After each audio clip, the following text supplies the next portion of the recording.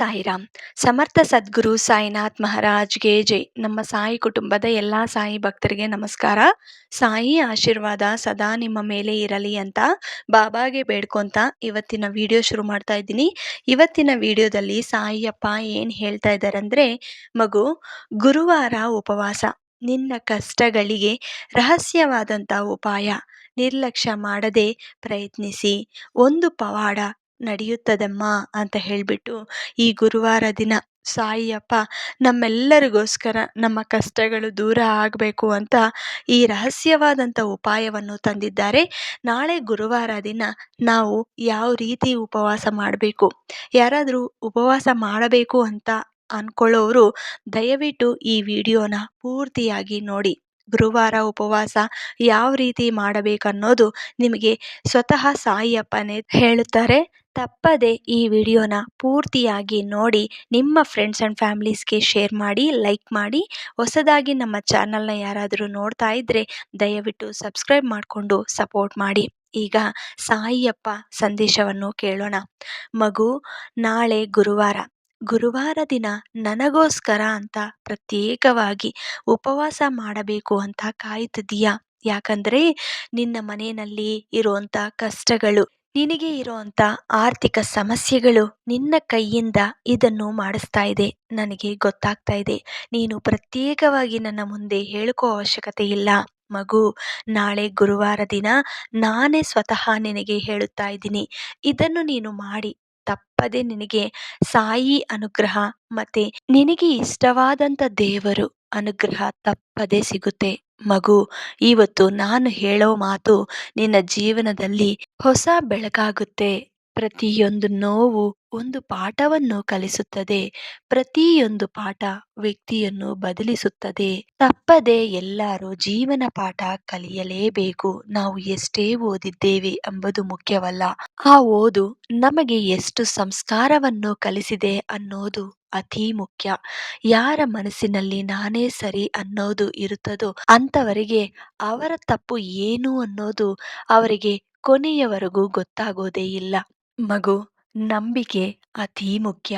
ನಿನ್ನ ಸುತ್ತೂ ಇರುವಂಥವರು ನಿನಗೆ ಮೋಸ ಮಾಡಿದ್ರು, ನಿನ್ನ ಕಂಡ್ರೆ ಆಗೋದೆ ನಡೆಸ್ಕೊಂಡ್ರು ಕೂಡ ನೀನು ಅವರ ಬಗ್ಗೆ ಯೋಚನೆ ಮಾಡಬೇಡಿ. ಸಂಬಂಧ ಕಡಿದು ಹೋದರೂ ಸಹ ನಿಜವನ್ನು ಹೇಳಬೇಕು. ಸುಳ್ಳು ಹೇಳಿ ನಂಬಿಕೆಯನ್ನು ಮಾತ್ರ ಕಳೆದುಕೊಳ್ಳಬಾರದು.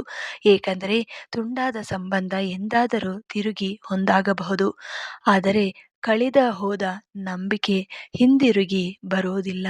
ಮಗು, ಇದನ್ನ ನೆನಪಿರಲಿ. ಮಗು, ಒಬ್ಬ ವ್ಯಕ್ತಿ ಒಂಟಿಯಾಗಿರುತ್ತಾನೆ ಅಂದರೆ ಅದು ಅಹಂಕಾರದಿಂದ ಅಲ್ಲ, ಎಲ್ಲ ಸಂಬಂಧಗಳ ನಂಬಿಕೆ ಪೆಟ್ಟು ತಿಂದಿರುತ್ತಾನೆ, ಅದಕ್ಕೆ ಒಂಟಿಯಾಗಿರುತ್ತಾನೆ.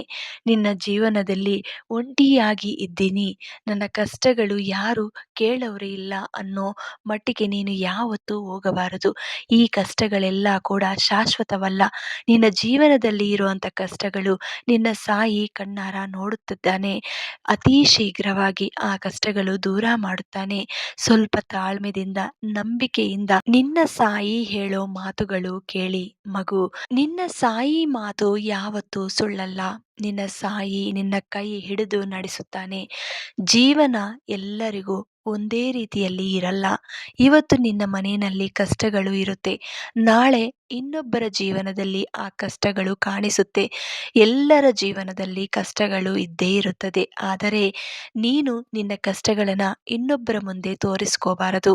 ನಿನ್ನ ಸಂತೋಷವನ್ನು ಕೂಡ ಯಾರ ಮುಂದೆ ಹಂಚ್ಕೋಬಾರದು. ಏಕೆಂದರೆ ಎಲ್ಲರ ಕಣ್ಣು ಒಂದೇ ರೀತಿಯಲ್ಲಿ ಇರಲ್ಲ. ಕಣ್ದೃಷ್ಟಿ ಆದರೆ ಮತ್ತೆ ಆ ನೋವನ್ನು ಇನ್ನೊಂಥರ ಅನುಭವಿಸಬೇಕು. ಅದಕ್ಕೆ ನಿನ್ನ ಸಾಯಿ ಮಾತು ಯಾವತ್ತೂ ಸುಳ್ಳಾಗಲ್ಲ. ಮಗು, ಮೊದಲು ನಾಳೆ ಗುರುವಾರ ದಿನ ಉಪವಾಸ ಅಂತ ಇದೆಯಾ? ತುಂಬ ಇಷ್ಟದಿಂದ, ಅತಿ ಪ್ರೀತಿದಿಂದ ನಾನು ನನ್ನ ಕಷ್ಟಗಳು ದೂರ ಆಗಬೇಕು ಅಂತ ನಾಳೆ ಗುರುವಾರ ದಿನ ಉಪವಾಸ ಇರ್ತೀನಿ, ನಾನು ನನ್ನ ಸಾಯಿ ಹೇಳದಂಗೆ ಮಾಡುತ್ತೀನಿ ಅಂತ ನನ್ನ ಮಗು ಕೂತಿದೆ. ಮತ್ತೆ ನನ್ನ ಮಗುಗೆ ರಕ್ಷಣೆ ನಾನು ಕೊಡಬೇಕಲ್ವಾ ಅಂತ ಸಾಯಿ ಇವತ್ತು ಗುರುವಾರ ಉಪವಾಸ ಯಾವ ರೀತಿ ಮಾಡಬೇಕು ಅನ್ನೋದು ಹೇಳುತ್ತಾನೆ. ಎಲ್ಲರೂ ಕೂಡ ಇದನ್ನು ಗುರುವಾರ ದಿನ ಆಚರಿಸಿ. ಕಷ್ಟಗಳು ಹೋಗುತ್ತೋ ಇಲ್ಲವೋ ನಂಬಿಕೆ ಇರಬೇಕು.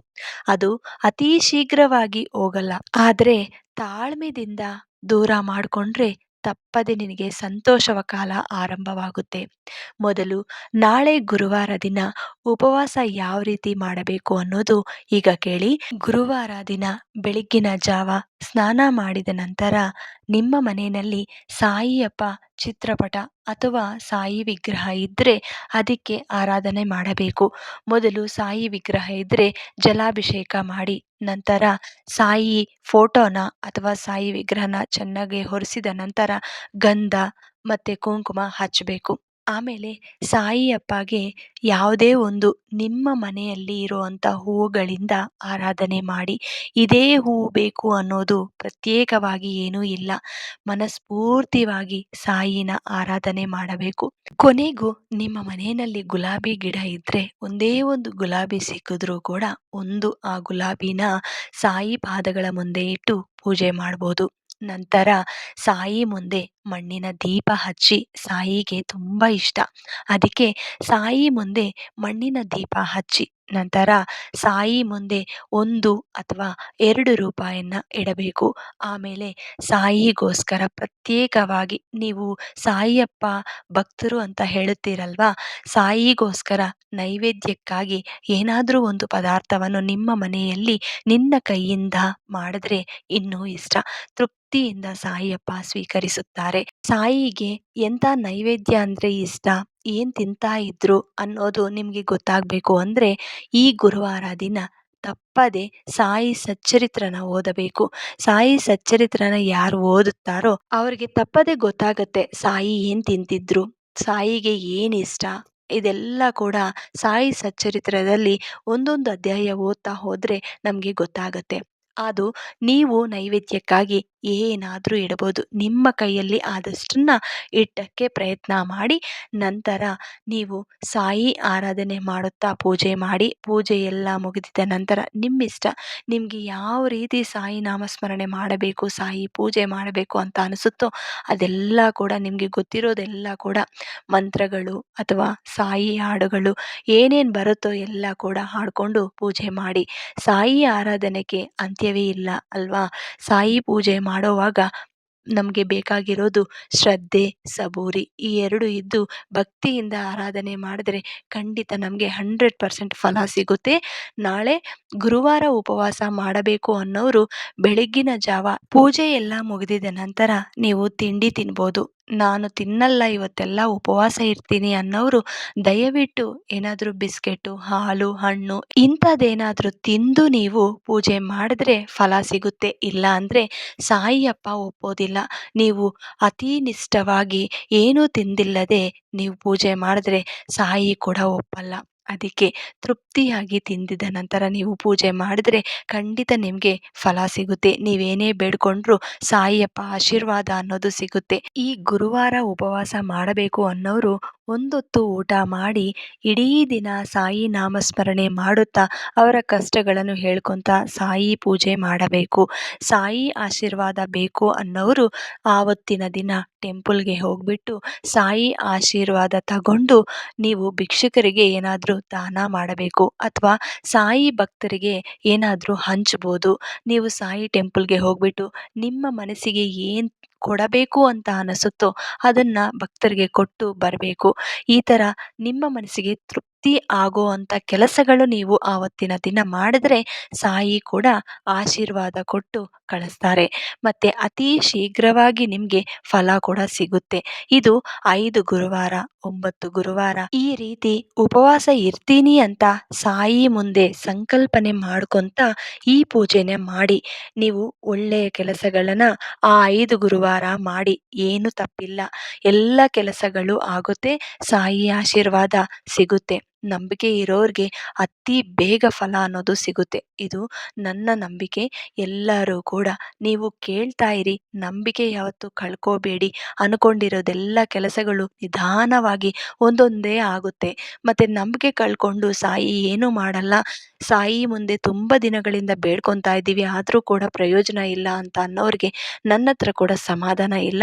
ಸಾಯಿನೇ ಆ ಸಮಾಧಾನ ಕೊಡ್ತಾರೆ. ನೀವು ನಂಬಿಕೆಯಿಂದ ನಿಧಾನವಾಗಿ ತಾಳ್ಮೆಯಿಂದ ಮಾಡೋ ಕೆಲಸಗಳಿಗೆ 100% ಫಲ ಸಿಗುತ್ತೆ ಅನ್ನೋದು ನಾನು ನಂಬುತ್ತೀನಿ. ಮತ್ತೆ ನೀವು ನಂಬೋರೆಲ್ಲರೂ ಕೂಡ ಈ ವಿಷಯನ ತಿಳ್ಕೊಂಡು ನಾಳೆ ಗುರುವಾರ ದಿನ ಉಪವಾಸ ಮಾಡಿ. ಉಪವಾಸ ಏಜ್ ಆಗಿರೋರು ದಯವಿಟ್ಟು ಮಾಡಕ್ಕೆ ಹೋಗಬೇಡಿ. ಟ್ಯಾಬ್ಲೆಟ್ಸ್ ನುಂಗೋರು ದಯವಿಟ್ಟು ಮಾಡಕ್ಕೆ ಹೋಗಬೇಡಿ. ಸಾಯಿಯಪ್ಪ ಕೂಡ ಒಪ್ಪೋದಿಲ್ಲ. ಮತ್ತೆ ಈ ವಿಡಿಯೋನ ನಮ್ಮ ಸಾಯಿ ಫ್ಯಾಮಿಲೀಸ್ಗೆ ಶೇರ್ ಮಾಡಿ, ಲೈಕ್ ಮಾಡಿ. ಹೊಸದಾಗಿ ಯಾರಾದರೂ ನೋಡ್ತಾ ಇದ್ರೆ ದಯವಿಟ್ಟು ಸಬ್ಸ್ಕ್ರೈಬ್ ಮಾಡಿಕೊಂಡು ಸಪೋರ್ಟ್ ಮಾಡಿ. ಮತ್ತೆ ಇನ್ನೊಂದು ವಿಡಿಯೋದಲ್ಲಿ ಭೇಟಿ ಆಗ್ತೀನಿ. ಅಲ್ಲಿವರೆಗೂ ನಮಸ್ಕಾರ. ಸರ್ವೇ ಜನ ಸುಖಿನೋ ಭವಂತು. ಜೈ ಸಾಯಿರಾಮ್.